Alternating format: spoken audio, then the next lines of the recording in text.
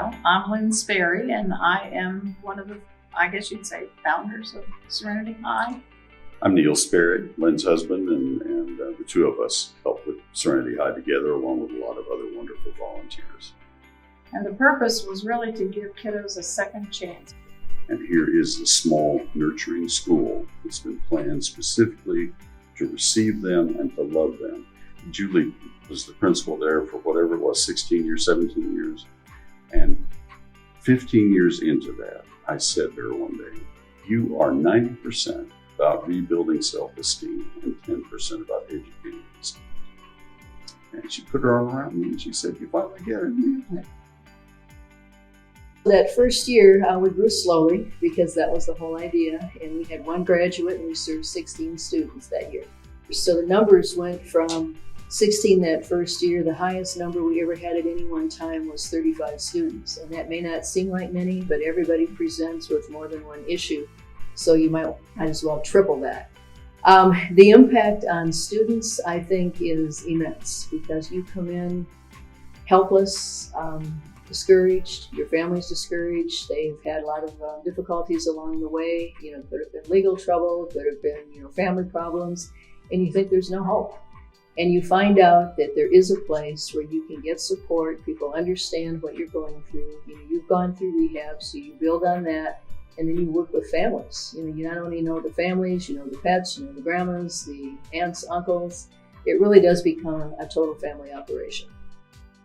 I am a proud parent of a Serenity graduate. It started my son's freshman year, and he was in football, and he was a great athlete, but unbeknownst to my family, drugs were passed around in the locker room, and he felt the pressure to conform. And I came home from school, I'm a school teacher, and I came home from school, and I found my son at the top of the stairs, and he had overdosed. I pulled him over the top of my back and I carried him downstairs, threw him in the car and rushed to the ER, and by the grace of God, they saved him.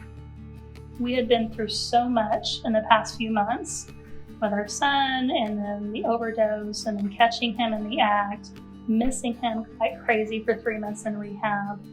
What's next? Well, thankfully there was Serenity. Serenity understood that he had been through a lot and seen a lot, and it was life-changing. So even though they gave him the assignments and they expected him to do the work, they focused on the whole being of my son. I have been in education for the past 20 years.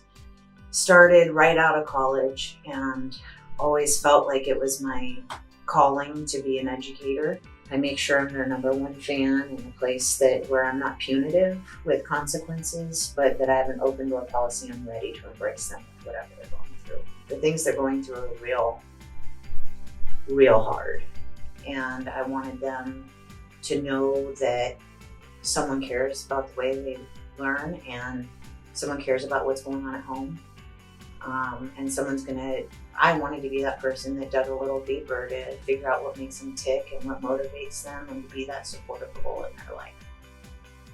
I think it's a jewel that we have within MISD. It's just really exciting to hear from their lips on graduation day. I never thought I'd see this day. I look at my son today and there is no shame in where he has been at all, zero. I love him immensely. And it's just part of his testimony, and I know and he knows that he's going to use his testimony to help others someday.